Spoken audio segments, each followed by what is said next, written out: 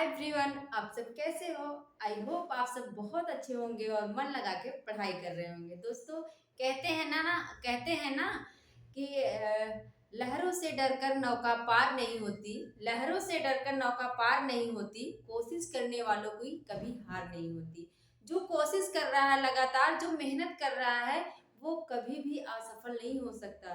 असफल होता है, हाँ, कुछ जैसे कुछ तैयारियां नहीं हुई रहती हैं तो असफल जरूर होता है, लेकिन एक ना एक दिन सफलता उसको जरूर मिलती है अगर वो लगातार मेहनत कर रहा है, कोशिश कर रहा है, कुछ अच्छा करने की सोच रहा है। तो दोस्तों, हम अपने क्रम में देखते हैं, हम कहानी पढ़ रहे हैं, प्रमुख समकालीन कहानीकारों को पढ़ रहे हैं, उनकी रचनाओं को ट्रिक के माध्यम से याद कर रहे हैं। और अगर आप लोगों को कोई भी रचना याद करने में, कोई भी विधा याद करने में दिक्कत हो रही तो हमें कमेंट बॉक्स में बताइए, हम उस पर जरूर ट्रिक बनाएंगे और आप लोगों को याद करवाएंगे। दोस्तों, देखते हैं कहानी में आज हमने दो लोगों को लिया है। रविंद्र कालिया कौन है? रविंद्र कालिया हैं। इनकी कहानी है 9 साल छोटी पत्नी। ये बहुत इंपॉर्टेंट है, पूछी गई कहानी है। काला रजिस्टर, गरीबी हटाओ, गरीबी हटाओ भी पूछा जाता है, गरीबी हटाओ, चकैया नीम। इसका समय हमने लिख दिया है, आप लोग समय देख लीजिएगा। समय याद करने में दिक्कत होती है, लेकिन जो प्रमुख प्रमुख कहानियां हैं उसका समय याद होना चाहिए। जैसे उषा प्रियंवदा की कहानी वापसी है, उसका समय पूछा जाता है तो 60 की है। निर्मल वर्मा की कहानी परिंदे। तो ये सारी कहानियों के समय याद करना जरूरी है। तो आप जैसे यहाँ पे याद कर सकते हैं कि 9 साल छोटी पत्नी, ये कब की है? 69 की है। और गरीबी हटाओ भी देख सकते हैं। वैसे गरीबी हटाओ का समय इतना नहीं पूछा जाता है, लेकिन 9 साल छोटी पत्नी, इसको आप याद कर लीजिएगा। अब हम याद कैसे रखें कि ये सारी कहानियां रविंद्र कालिया की हैं? हमने याद किया था रविंद्र, हमारे गांव में बहुत सारे, सबके गांव में रविंद्र नाम के व्यक्ति होंगे, तो हमारे गांव में भी कौन थे? रविंद्र नाम के व्यक्ति थे। वो अक्सर क्या करते थे, मतलब चुनाव वगैरह लड़ा करते थे। और उनकी पत्नी भी अच्छी है, अच्छी खासी थी, अभी है भी। तो उनकी पत्नी क्या थी, उनसे थोड़ा छोटी लगती थी। क्या थी? छोटी लगती थी। तो हमने वहीं से एक ट्रिक बनाई थी। रविंद्र कालिया, जो रविंद्र हैं, उनकी पत्नी क्या लगती है? सुंदर तो है ही, और सुंदर है, उनसे बहुत छोटी लगती हैं। जैसे लगता है कि मतलब उनकी एज कम है। तो 9 साल छोटी पत्नी किसकी हो गई? रविंद्र की हो गई। और काला रजिस्टर, उनके पास काला रजिस्टर भी था। काला रजिस्टर मतलब एक रजिस्टर था जिसमें वो लिखते थे कि हम जब चुनाव जीत जाएंगे तो गरीबी को हटा देंगे। क्या करेंगे? काले रजिस्टर में लिखा करते थे, हम चुनाव जीत जाएंगे तो गरीबी हटा देंगे। तो काला रजिस्टर, गरीबी हटाओ। और उनके घर के सामने एक नीम का पेड़ भी था जो बहुत ही फैला था। तो हमने यहाँ से याद कर लिया था, चकैया नीम अगर पूछे तो हम किसको लगाएंगे? रविंद्र कालिया। रविंद्र कालिया की पत्नी उनसे 9 साल छोटी थी और उनके पास एक काला रजिस्टर था जिसमें वो लिखते थे कि हम गरीबी को हटा देंगे। और उनके घर के सामने नीम का पेड़ भी था, चकैया नीम। इसके बाद हमने लिया है रामदरस मिश्र। कौन है?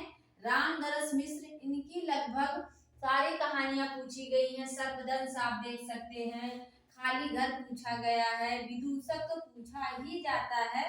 तो इसको ध्यान से देखना आप सब। खाली घर क्या क्या है पहले हम पढ़ लेते हैं। खाली घर है, और एक वह दिनचर्या, सर्पदंश, बसंत का दिन, अपने लिए, आज का दिन भी, एक कहानी लगातार, एक कहानी, यह भी आप लोगों के लिए होमवर्क है। एक बताना, एक कहानी, एक कहानी यह भी, एक कहानी यह भी। ये किसकी रचना है? ये किसकी रचना है, इसको आप लोगों को बताना है। एक कहानी यह भी कमेंट बॉक्स में बताना है ये किसकी रचना है। एक कहानी लगातार, फिर कब आएंगे विदूषक, ये मोस्ट इंपॉर्टेंट है, विदूषक। खाली घर।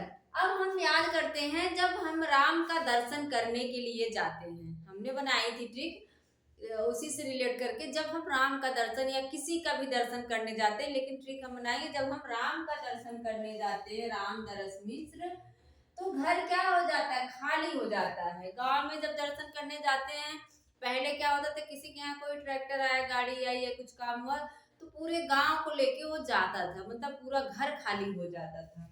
तो जब राम का दर्शन करने जाते हैं तो पूरा घर खाली हो जाता है, एक वाह, मतलब एक भी व्यक्ति नहीं बचता, एक वह जो रहता है उसको भी हम लिवा लेते हैं। पूरा दिनचर्या, मतलब पूरी जो दिनचर्या है उस दिन उलट पुलट हो जाती है। हम दर्शन करके आते हैं, सारा काम घर का पड़ा रहता है, फिर भी अच्छा लगता है कि आज हमने दर्शन कर लिया, कुछ अच्छा किया। सर्पदंश क्या है, पूरा मतलब दिनचर्या सर्पदंश बन जाता है, दिनचर्या पूरी क्या हो जाती है, पूरा जो घर का काम रहता है वो सर्पदंश बन जाता है। और वह पूरा दिन कैसा लगता है, बहुत ही अच्छा लगता है, जैसे लगता है बसंत का दिन आ गया दर्शन करके। अपने लिए दर्शन किए उस दिन, क्या किए, अपने लिए किए, अपने लिए कुछ करे आज का दिन भी, मतलब आज का दिन जो था वो अपने लिए जिया मैंने।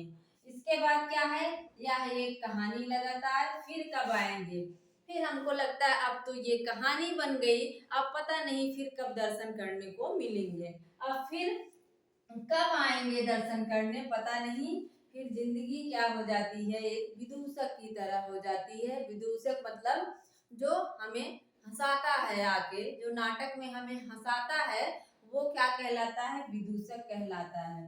तो जिंदगी क्या है, हमारे ऊपर हंसती है विदूषक की तरह, और हम यही बन के रह जाते हैं। फिर से देखो, रामदरस मिश्र जो है, जब हम दर्शन करने जाते हैं तो पूरा घर खाली हो जाता है, एक वह बचा था उसको भी निभा लेते हैं, पूरी दिनचर्या सर्पदंश बन जाती है। उस दिन पूरा बसंत का दिन बन जाता है। अपने लिए हम आज का दिन भी, उस दिन क्या करते हैं, अपने लिए हम जीते हैं, और एक कहानी लगातार, ये एक कहानी बन जाती है लगातार, और हम सोचते हैं कि हम फिर कब आएंगे दर्शन करने, और फिर सब लोग विदूषक बन जाते हैं, हंसते खेलते घर पहुंच जाते हैं। समझ आ गया? आई होप आप लोगों को बहुत अच्छा लगा होगा, ठीक से याद हो गया होगा। और मेरा पूरा वीडियो देखने के लिए आपका बहुत बहुत धन्यवाद। और हाँ, अगर आप मेरे चैनल पर नए हैं तो चैनल को सब्सक्राइब, लाइक, शेयर जरूर कर दीजिएगा। मिलते हैं अगले वीडियो में। Thank you.